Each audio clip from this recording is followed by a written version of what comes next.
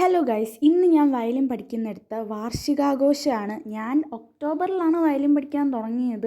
അപ്പോൾ ഫസ്റ്റ് ടൈമാണ് ഞാൻ ഇതിന് പോകുന്നത്. അപ്പോൾ ഞങ്ങൾ എല്ലാവരും ഇരിക്കുകയാണ്. ഞങ്ങളുടെയൊക്കെ പരിപാടി ഉണ്ട്. അപ്പോൾ കുറേ നേരം പ്രസംഗം കേട്ട് മതിയായപ്പോൾ ഞങ്ങൾ പുറത്തേക്കൊക്കെ ഇറങ്ങി വീഡിയോസും ഫോട്ടോസും ഒക്കെ എടുത്തു.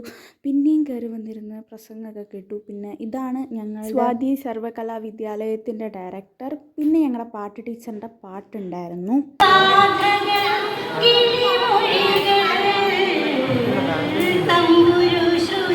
ഇതാണ് ഗൈസ് എൻ്റെ വയലിൻ. ഞങ്ങളെല്ലാവരും കൂടെ വയലിൻ ബോക്സ് ഒക്കെ എടുത്ത് വെച്ചിട്ട് വയലിനൊന്ന് പ്രാക്ടീസ് ചെയ്യാമെന്ന് വിചാരിച്ചു. പിന്നെയും കയറി വന്നപ്പം ഡാൻസ് ആയിരുന്നു.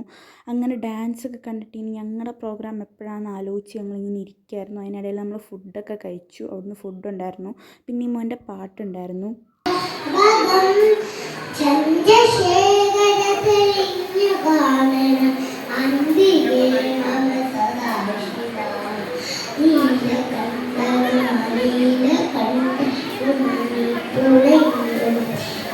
പിന്നെ നമ്മുടെ ഗിറ്റാർ പഠിക്കുന്ന ഒരു ചേട്ടൻ പാട്ട് പാടി. അങ്ങനെ അതൊക്കെ കേട്ടു.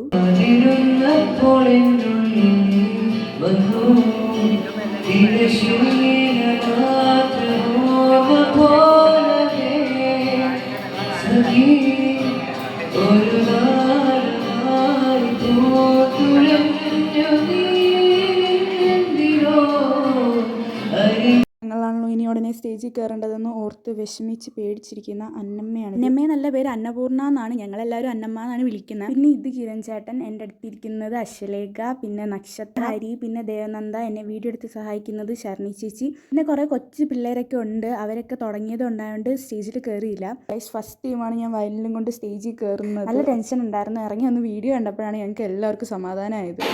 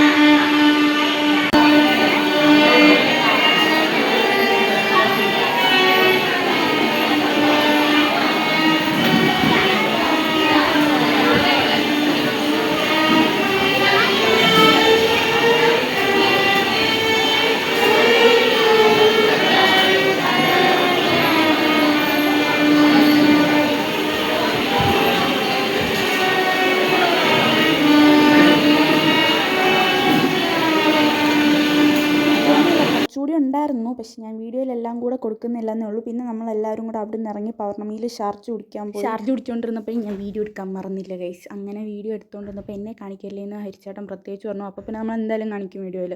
എന്നിട്ട് നമ്മൾ അവിടെ നിന്ന് ഇറങ്ങി നടന്ന് തിരിച്ച് പരിപാടി നടക്കുന്നിടത്തേക്ക് പോവാണ്. എന്തായാലും അടിപൊളിയായിരുന്നു ഗൈസ്. ആദ്യമായിട്ട് വയലിന് ചേരുമ്പോൾ എനിക്ക് പേടിയായിരുന്നു. ഞാൻ ആരോടും മിണ്ടുമ്പോൾ എന്തും മിണ്ടും, ഫ്രണ്ട്സ് ആരും ഇല്ലല്ലോ. പക്ഷേ എൻ്റെ കൂടെ പഠിക്കുന്ന അശ്വലേഖയോട് ഉണ്ടായിരുന്നു. അങ്ങനെ ഞങ്ങൾ രണ്ടും കൂടെ സംസാരിച്ച് അങ്ങനെ എല്ലാവരോടും നല്ല കമ്പനിയായി. ഞങ്ങളെക്കാട്ടി മൂത്തവരുണ്ട്, ഇളയവരുണ്ട്. എന്നാലും ഇപ്പോൾ എല്ലാവരോടും നല്ല കമ്പനി. അവരെല്ലാവരും അങ്ങനെയാണ്, നല്ലപോലെ സംസാരിക്കും. അങ്ങനെ കുറേ സംസാരിച്ച് ഈ ദിവസം എങ്ങനെ പോയെന്ന് എനിക്കറിയില്ല. ഞാൻ അങ്ങനെ ബസ്സിൽ കയറി വീട്ടിലോട്ട് നടന്നപ്പോൾ എൻ്റെ പുറയിൽ ഒരു പട്ടി പുറകെ നടന്നു വരുന്ന കണ്ടിട്ട് ഞാൻ ആറ്റിറ്റ്യൂഡ് ഇട്ട് നടക്കുകയാണ്. ഓടിക്കഴിഞ്ഞാൽ അത് പുറകെ വരുന്ന പേടിയാണ് ഗൈസ്. അപ്പോൾ ഇന്നത്തേക്ക് ഇത്രയുള്ളൂ. ഇഷ്ടപ്പെട്ടെങ്കിൽ ലൈക്ക് ചെയ്യുക, സബ്സ്ക്രൈബ് ചെയ്യുക.